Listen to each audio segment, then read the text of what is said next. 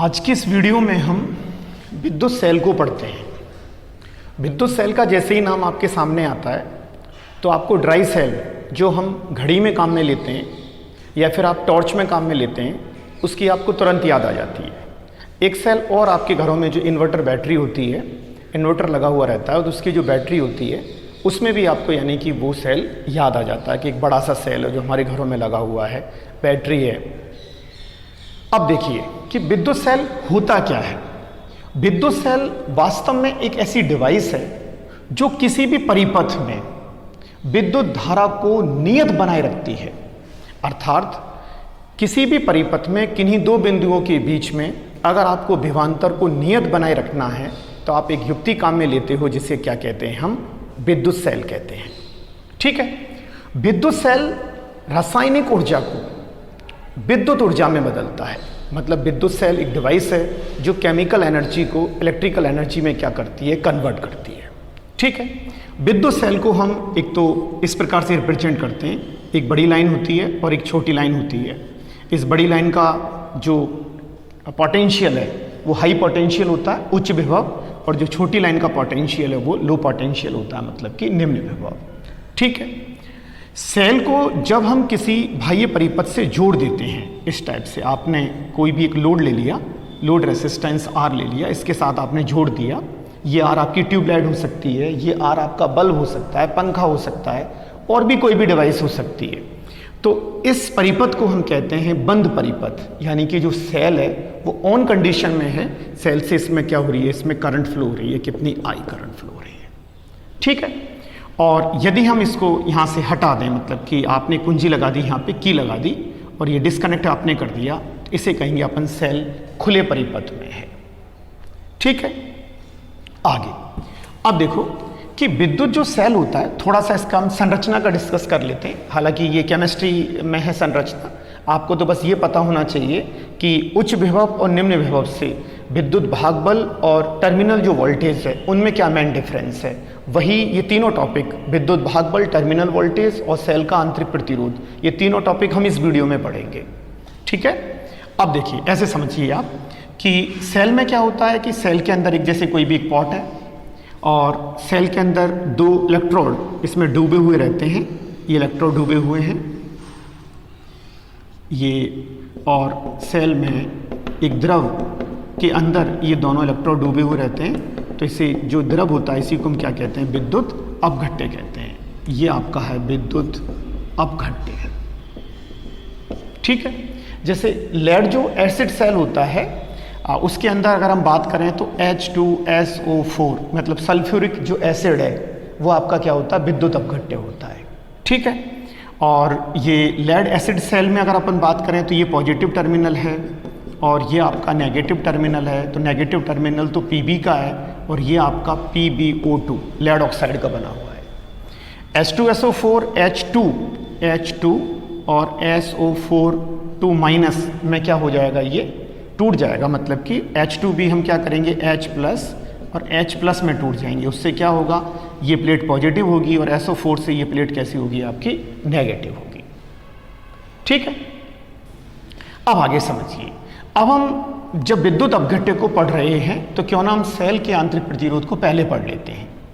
जो आयनों के प्रभाव में विद्युत अपघट्य के अंदर, जो आयनों के प्रभाव में यानी कि आयन जब गति करेंगे तो वो एक रुकावट महसूस करते हैं। उस रुकावट को हम क्या कहते हैं, सेल का आंतरिक प्रतिरोध कहते हैं। ठीक है। स्मॉल आर से इसको हम क्या करते हैं, रिप्रेजेंट करते हैं। और दुनिया में ऐसा कोई सेल नहीं है जिसका आंतरिक प्रतिरोध ना हो। यदि कोई आइडियल सेल है या आदर्श सेल है तो उसका आंतरिक प्रतिरोध हम क्या लेते हैं, 0 लेते हैं। ठीक है। अब आपने जैसे सेल का जो आंतरिक प्रतिरोध है वो किन किन बातों पर डिपेंड करेगा। सामान्य सी बात है कि जैसे विद्युत अपघट्य बहुत ज़्यादा गाढ़ा है, मतलब कि बहुत ज़्यादा डेंस है, जैसे हनी जैसा है, जैसे शहद होता है। अगर इतना गाढ़ा विद्युत अपघट्य होगा तो आयनों, जब आयन यानी कि प्रभावित होकर जो इलेक्ट्रोडों पे जाएंगे तो उस कंडीशन में वहाँ पे क्या होगा कि आयनों के प्रभाव में रुकावट होगी, ज़्यादा रुकावट होगी। तो हम ये कह सकते हैं कि सेल का आंतरिक प्रतिरोध पहली किस बात पर डिपेंड करता है, सेल का आंतरिक प्रतिरोध डिपेंड करता है विद्युत अपघट्य की प्रकृति पर। आर किस पर डिपेंड करता है, फर्स्ट विद्युत अपघट्य की प्रकृति पर। प्रकृति पर, इसी में क्या जाएगा, सांद्रता पर, ठीक है। और किस पर डिपेंड करेगा, ताप पर, क्योंकि सांद्रता ताप पर डिपेंड करेगी। ताप का मान अगर ज़्यादा होगा तो वो थोड़ा पतला होगा। हम ये कह सकते हैं कि आसानी से जो आयंस होंगे वो गति कर पाएंगे। अगर आयंस आसानी से गति कर पाएंगे तो उस कंडीशन में आंतरिक प्रतिरोध का मान क्या होगा, कम होगा। दूसरा, स्मॉल आर किस पर डिपेंड करेगा कि जो विद्युत अपघट्य में जो प्रभावकारी क्षेत्रफल है किसका, इलेक्ट्रोडों का। इलेक्ट्रोड कितने ज़्यादा डूबे हुए हैं, इलेक्ट्रोड जितने ज़्यादा डूबे हुए होंगे उसे कहते हैं हम प्रभावकारी क्षेत्रफल। प्रभावकारी क्षेत्रफल। यदि इलेक्ट्रोड ज़्यादा डूबे हुए हैं तो प्रॉब्लम नहीं आएगी आपको। इलेक्ट्रोड यदि ज़्यादा डूबे हुए होंगे तो आसानी से क्या होगा कि आयंस आसानी से ट्रांसफर हो जाएंगे, आयंस आसानी से क्या करेंगे, गति करेंगे। और अगर इलेक्ट्रोड कम डूबे हुए हैं तो फिर आयनों को गति करने में दिक्कत आएगी, तो फिर आंतरिक प्रतिरोध का मान बढ़ेगा, ठीक है। और किस पर डिपेंड करता है आंतरिक प्रतिरोध, दोनों जो इलेक्ट्रोड होते हैं उनकी बीच की दूरी पर, बीच की दूरी पर। बीच की दूरी यदि ज़्यादा होगी तो यहाँ से जैसे अगर कोई आयन है, मान लें कि ये जो H2+ जो आयंस हैं वो Pb2 के लिए हैं और SO4 आयंस के कारण यानी कि Pb के लिए ये नेगेटिव हो रहा है और वो इसका पॉजिटिव हो रहा है। पॉजिटिव कैसे बात कर रहे हैं कि ये पॉजिटिव है तो यहाँ से जो कमी पूरी होगी इलेक्ट्रॉनों की वो यहाँ से कमी पूरी हो जाएगी, तो ये प्लेट क्या हो जाएगी, पॉजिटिव हो जाएगी और धीरे धीरे पॉजिटिव होती चली जाएगी, ठीक है। अब इतनी ज़्यादा यानी कि ये आयंस यहाँ पे इतने ज़्यादा हो जाएंगे कि उससे यानी कि जो दूसरे जो H+ आयंस हैं वो यहाँ पे नहीं आ पाएंगे, तो एक रुकावट सी महसूस होने लग जाएगी और उसी रुकावट को क्या कहते हैं हम, सेल का आंतरिक प्रतिरोध कहते हैं। अगर दोनों इलेक्ट्रॉनों के बीच की दूरी अगर ज़्यादा होगी तो आयनों को गति करने में ज़्यादा दिक्कत आएगी और अगर बीच की दूरी कम होगी तो आसानी से गति हो जाएगी, है ना, सिंपल सा है। तो सेल का आंतरिक प्रतिरोध किन किन बातों पर डिपेंड करता है, एक बार रिपीट कर लो। एक तो विद्युत अपघट्य की सांद्रता पर, विद्युत अपघट्य की प्रकृति पर और ताप पर, और विद्युत अपघट्य में इलेक्ट्रोड कितना डूबे हुए हैं प्रभावकारी क्षेत्रफल पर, और किस पर डिपेंड करता है, दोनों इलेक्ट्रॉनों के बीच की दूरी पर, ठीक है। अब आपका क्लियर हो गया होगा, आई होप कि सेल के आंतरिक प्रतिरोध में कोई प्रॉब्लम नहीं आएगी आपको। और सेल का जो आंतरिक प्रतिरोध का मात्रक होता है वो ओम होता है, और ऐसा कोई सेल आप नहीं बनाएंगे। अगर आपने जैसे सेल कहीं बनाया तो उसके साथ उसका आंतरिक प्रतिरोध का डिस्कस आप जरूर करेंगे। ये इसके विद्युत भागबल का हम डिस्कस करेंगे अभी आगे। ये तो ई हो जाएगा और ये आपका क्या होगा, स्मॉल आर होगा, ठीक है। अब हम पढ़ते हैं सेल का विद्युत भागबल। अब समझिए, देखो ये कोई भी सेल है, आप ऐसे समझो ये सेल है और ये इसमें इलेक्ट्रोड हैं, ये 2 इलेक्ट्रोड हैं इसके अंदर, ये पॉजिटिव है और ये नेगेटिव इलेक्ट्रोड है और इसमें बहुत ज़्यादा ये विद्युत अपघट्य भरा हुआ है, ठीक है। और यहाँ से ये वायर इसमें कनेक्टेड है और यहाँ से एक प्रतिरोध इसके अंदर लगा हुआ है, कैपिटल R, ठीक है। इसको आपने A ले लिया, इसको आपने B ले लिया, ये आपका P और ये आपका Q है। ये हाई पोटेंशियल पे है, ए के लिए हम कह सकते हैं कि V+ का वैल्यू 0 से ज़्यादा होगा और B के लिए हम कह सकते हैं कि इसका वैल्यू 0 से कम होगा क्योंकि ये लो पोटेंशियल पर है, ठीक है। तो यहाँ से जो इसका आंतरिक प्रतिरोध है वो आप ये कह सकते हैं कि अंदर यानी कि यहाँ पे इसका जो आंतरिक प्रतिरोध है वो कितना है, वो स्मॉल r है, ठीक है। अब आपको क्या करना है कि एक इकाई कूलम आप आवेश ले लो, पर्टिकुलर हम आवेश की अलग अलग डिस्कस नहीं करेंगे। तो आपने 1 कूलम आवेश ले लिया और 1 कूलम आवेश को आप इस परिपथ में क्या करो, प्रवाहित करो। तो जब आप 1 कूलम आवेश को इस परिपथ में आप प्रवाहित करेंगे तो उस केस में जो सेल जितना वर्क करेगा, मतलब जितनी ऊर्जा सेल देगा, उस ऊर्जा को कहते हैं हम विद्युत भागबल। क्या कहते हैं, विद्युत भागबल। आप ये कह सकते हैं कि विद्युत भागबल किसी भी इकाई धनात्मक आवेश को या इकाई आवेश को विद्युत परिपथ में बनाए रखने के लिए यानी कि उसको प्रभावित करने के लिए जितनी ऊर्जा होती है या जितना हम कार्य करते हैं उसी को क्या कहते हैं, हम सेल का विद्युत भागबल कहते हैं। ये W/Q हो गया और इसको कह सकते हैं हम जूल पर कूलम, जिसको क्या कहते हैं हम वोल्ट कहते हैं। इसका मात्रक भी वोल्ट होता है।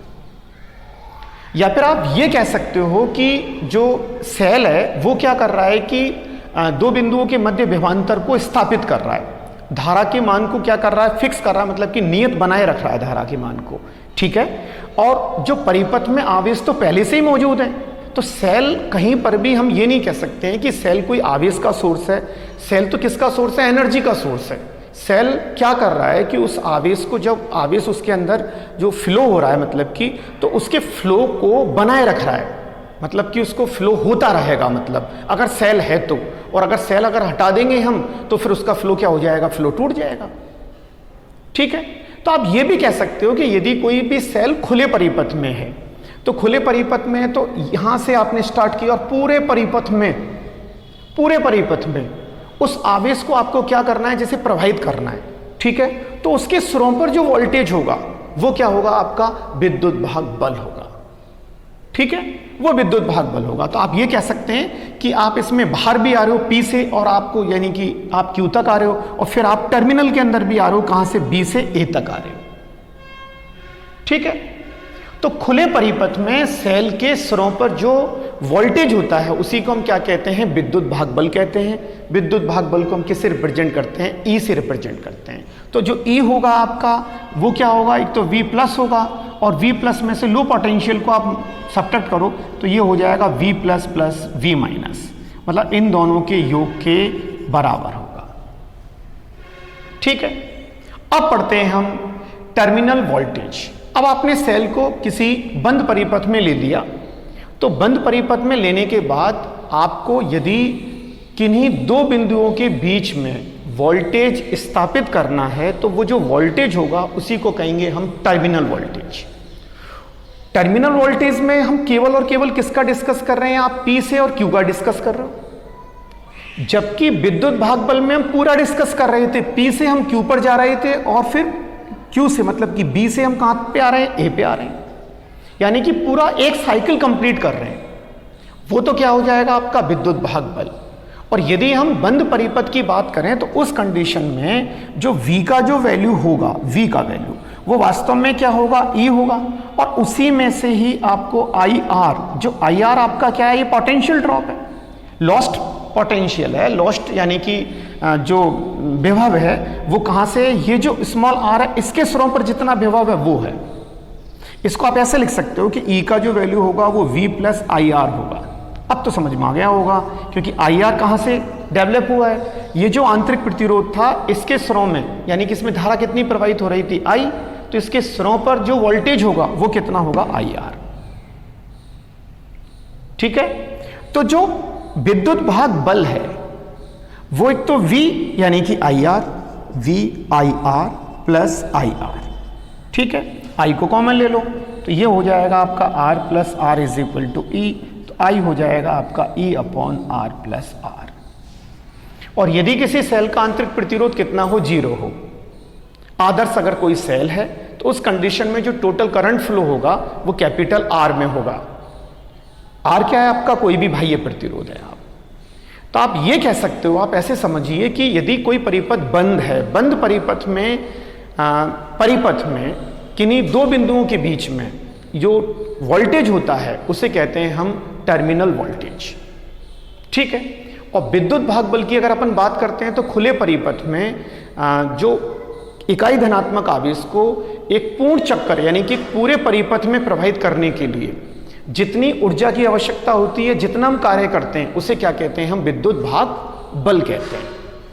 और समझो, थोड़ा सा और समझिए, देखो कि आपने क्या करा कि एक सेल आप मार्केट से लेके आते हो आप, ठीक है, एक सेल आप मार्केट से लेके आए, या आप सेल लेके आए मार्केट से, तो जब आप उसको बाजार से लेके आते हो तो उसमें लिखा रहता है 1.5 वोल्ट। इसका मीनिंग है कि 1.5 वोल्ट V का वैल्यू है, ये V is equal to W upon Q is equal to 1.5 volt value है। अर्थात ये जो सेल है वो क्या करता है कि इकाई धनात्मक आवेश को यानी कि पूरे चक्र में जब इसके अंदर हम प्रवाहित करेंगे तो उस समय जो वोल्टेज होगा वो कितना होगा, 1.5 वोल्ट होगा, यानी कि 1.5 जूल पर कूलाम होगा, 1.5 जूल पर कूलाम होगा। ठीक है, ये इसका विद्युत भाग बल है। अब आपने क्या करा कि इस सेल को काम में लेना स्टार्ट कर दिया। एक ही कोई भी आपने कुंडली ले ली या फिर आपने एक बल्ब ले लिया, यहाँ पे एक बल्ब है, ये बल्ब ले लिया और फिर ये बल्ब ग्लो कर रहा है, ठीक है, इसमें से करंट फ्लो हो रही है। तो अब इस कंडीशन में हम क्या करेंगे कि अब धीरे धीरे सेल के विद्युत भाग बल जो आपका E है उसी में से यानी कि IR क्या होने लग जाएगा, कम हो जाएगा। अगर इसका प्रतिरोध हम कितना मान लें, R मान लें, अंडरस्टैंड? तो ये आपका क्लियर होगा। अब इन दोनों से आपको ये पता लग जाना चाहिए कि जो V होता है वो टर्मिनल वोल्टेज होता है। V को हम कहाँ पे कंसेप्ट काम में लेते हैं? क्लोज सर्किट में, यानी कि बंद परिपथ का हम डिस्कस करते हैं।